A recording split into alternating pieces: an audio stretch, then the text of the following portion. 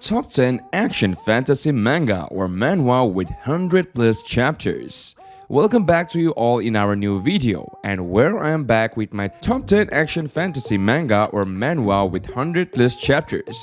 We can say is really a fan demand and is also title popular and really liked by many in the meantime. Action Fantasy Manga will surely keep you hanging and interested till the end too. Hope our today's list will end up making you guys read something from the list for sure. And now without having any more delays, let's get straight into our list.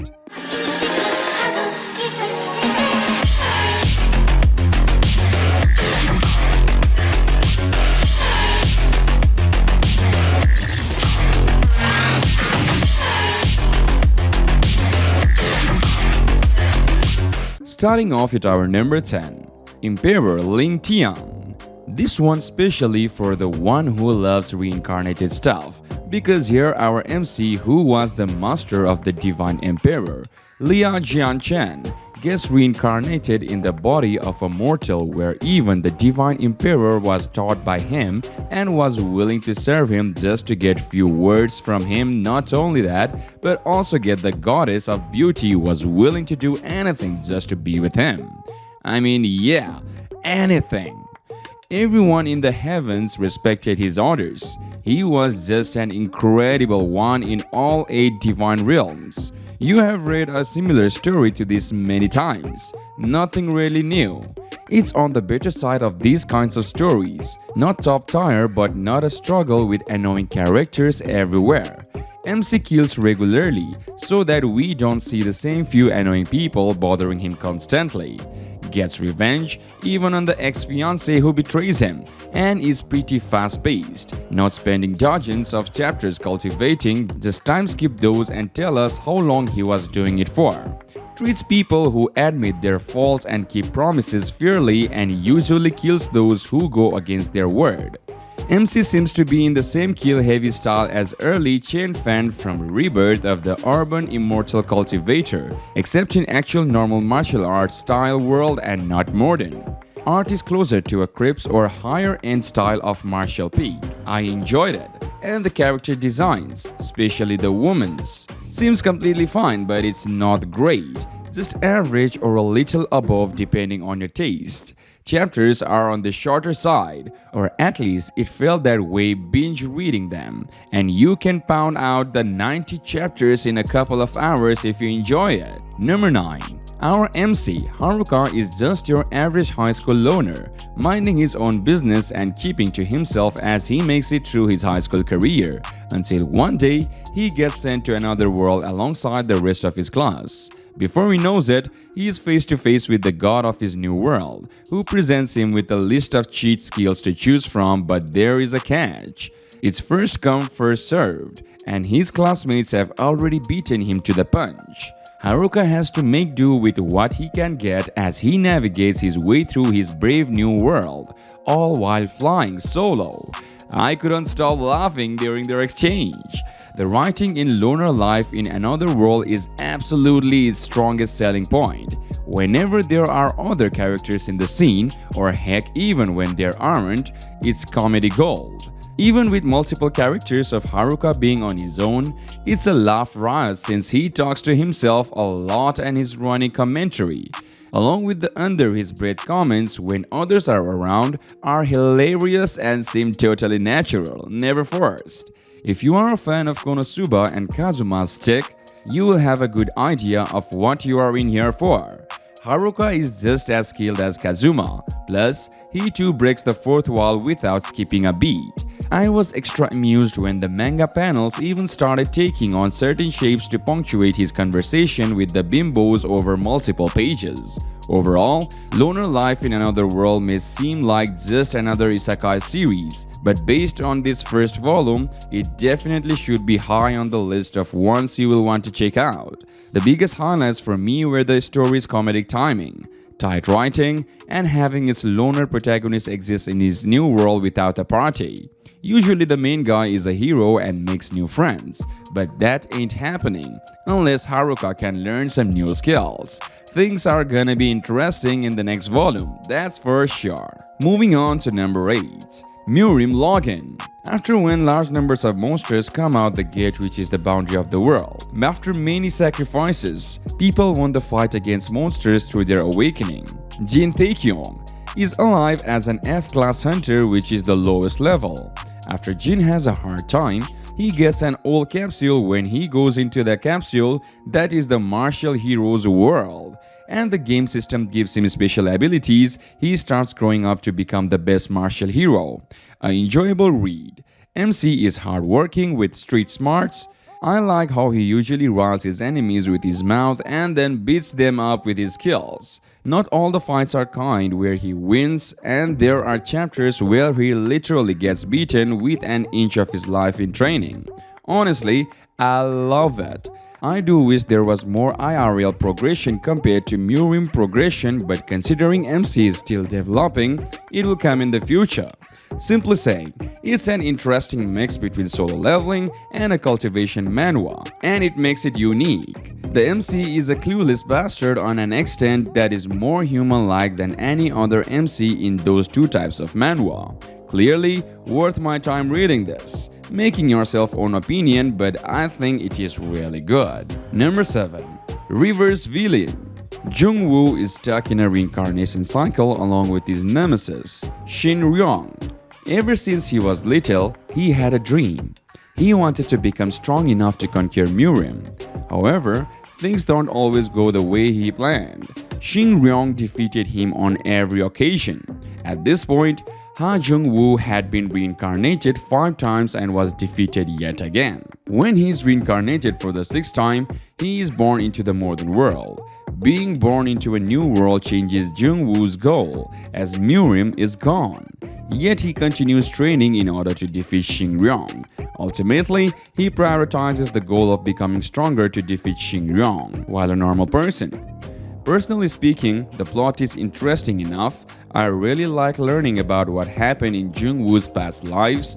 There is some conflict between different groups, etc. But I keep waiting for him to meet his rival. I think that's when it will start to get really good. In the action scenes, it's easy to understand what's happening. I'd say that this is a story you should give a try. Number 6. The Descent of the Demonic Master. After a tragic accident where Gang Jin-ho loses his family and legs, he ends his own life due to having nothing but sorrow. He is miraculously reincarnated and has a second chance at life. This time he has earned fame as the Red Demonic Master in Chongyuan, but he is being betrayed by the man he trusted the most. Reincarnated once again, he is in his old life but just before the accident. However, he has retained his memories and abilities of his life in Chongyuan and finds out that in the 21st century, there are more secrets to be found. I believe that this manhwa will be worthy of its own anime, and I really hope this becomes a reality at some point in the future. If you haven't already picked this manhwa up, then I urge you to do so when you can. If you enjoyed this review, then you may also enjoy my reviews on Moshi Funrain, The Last Human, and Tales of Demons and Gods. Let me know if you have read The Descent of the Demonic Master or are thinking of picking it up in the comments below. Be sure to share this with your friends and make them aware of this awesome manhwa. Number 5. The Great Mage returns after 4000. If you're a fan of the fantasy genre where magic, elves, gods, demons are aplenty, then this book is for you. Semi-god-like beings like demigods want to rule humans and the continent. Humanity's power is like ants in front of these supreme beings. Except, humanity knows magic, and those who use magic are called wizards. Wizards' powers are divided into stars, starting from the weakest, 1 star, to the most powerful wizards humanity can produce are 9 stars. But even the strongest of humanity's wizards can't guarantee a victory against the weakest of demigods. Lucas Stroman is a 9-star mage, a genius wizard, visionary of his time. He has brought together the different races, countries in a firm belief that demigods can be defeated. He and his friends are putting up a fight against demigods, doing the unbelievable, slowly one at a time, defeating the demigods. But then, the unthinkable happened. The ruler of the demigods, Lord, defeat Lucas Stroman all too easily. The amazing 9-star power of Lucas is nothing in front of the rule of demigods. Lord decides, just defeating Lucas isn't enough. Killing him will be too easy. Instead of locking him away for an eternity of solitude in a locked-away dimension, a solitary prison, one of its kind. 4,000 years later, Lucas is able to break away from his prison and return, but the world has changed.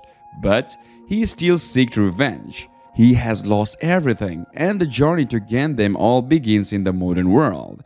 This entire manhwa is a thrilling ride. Loved every moment of it. Lucas and his interpersonal relationship with his friends from 4,000 years back, as well as the new friends he makes in the current world, is heartwarming. The author does a pretty good job of exploring the human side of the characters in the manhwa. It's not only an action manhwa, it's a manhwa about commitment, promises, never giving up, failing, falling down, and getting back up, not forgetting your roots. This is better than a returner's magic should be special. If you are the fan of reincarnation genre, where the main character gets a second chance at life using his previous knowledge and builds his power up, gets friends, and builds connections and slowly works towards defeating evil, this is a great read. Magic, fantasy all in there. Moving on to our number 4, The Leave. After Yoon-jae's daughter and his wife were killed brutally, his life began to feel meaningless. But then one day, his journal told him that he could still see them once again, and he was determined to meet his daughter and his wife again. Therefore, he is pulled into a parallel universe where everyone is a player in a lethal game, and the final survival will be granted any wish where he carried the will to reunite his family back again. A broken man, nearly insane from grief at the loss of his young wife and his very young daughter, willing to do anything for the chance at seeing them again. This is not your light-hearted OP-MC manga, as you will find out in chapter 1 while watching said MC have a mental breakdown. A game where only those are willing to fight and kill and survive, often coated in blood. It's not namby-pamby, it's gritty, and it's honestly pretty good. The art is really rough in a lot of places, flat coloring with the barely any shading, but it fits the violent world pretty well, so it's fine. The story keeps you interested, even it's a pretty straightforward, yet exceptional, be the strongest, reach goal kind of story. I've been pretty impressed at the side characters not being all cut plus paste NPCs. It is really good so far. The MC is wise and strong. There is also a good romance and the rhythm is very good. Number 3. Escort Warrior. This one's pretty good, actually, except one thing. Stop hiding the MC strength from others because it is just annoying. If you want to have a strong MC, make him show his strength, or at least a part of it in order for him not to be belittled. This manhwa is good, but if you don't like when an MC doesn't show off his strength, then this isn't for you. Also, this storyline is very slow, and if you like fast pace, then this isn't for you. Other than those two things, it is a decent manhwa. The MC was on verge of death and got saved. No one knows of his background and he ends up becoming an escort warrior. Moving on to number 2, The Gamer. Han Ji-han suddenly obtains an ability called the Gamer. With this ability, he is able to level up and train skills. But soon, Han Ji-han will realize that his normal talks will turn into something big. It starts off with our protagonist, Han Ji-han, explaining that he has obtained a strange ability called the Gamer, which allows him to see other people's stats and even gets quest alerts when someone asks him to do something. He received one of these alerts when he was doing homework, and from there on, he explains how he gets random amounts of experience points while doing small tasks or training skills. I feel that artist Sang-ah did an awesome job and really gave this manhwa the game feeling.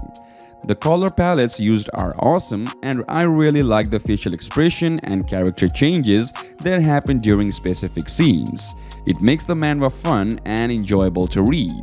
Overall, I feel that any graphic manhwa lover who enjoys reading things such as Dice, the cube that changes everything, and the legendary Moonlight Sculptor will enjoy this manhwa. Be sure to head over to Manhwas or Navier to support the creators. And finally, number 1. Nanomachine. The story is a rather interesting combination of two well-liked genres, RPG and Mirim. This focuses on the MC, who at the verge of death received a nanobot injection, which allowed him to utilize nano. The MC uses nano to copy techniques and cultivation to become stronger, and thus, this is the MC's overpowered factor. The story is firstly phenomenal, clearly explains what the protagonist's goals are and the enemies that he has to face. Everything is completely original and it shows us that the author put extreme effort in laying it out. Everything is simply better, fresher, and amazing. The pacing is perfect because it never feels too rushed or too slow. As you progress through the manhwa, you will be super hyped and excited as you just want to know what exactly is going to happen. The artwork is absolutely stunning and finely detailed to the point that you will never get tired of it. You will keep being amazed again and again as you progress through the story. All the characters are diverse, each having their own unique personalities, and none of them are bland or boring. A job well done and a must-read for everyone new and old to martial arts manhwa. And yes, that was pretty much it for today's video. But before leaving the video, if you enjoyed our today's listing, make sure that you drop a like on this video, and you can leave a comment down below and let us know more about your thoughts. And subscribing and hitting the notification bell is a must as we assure bringing you in the quality content. Till another one, see ya!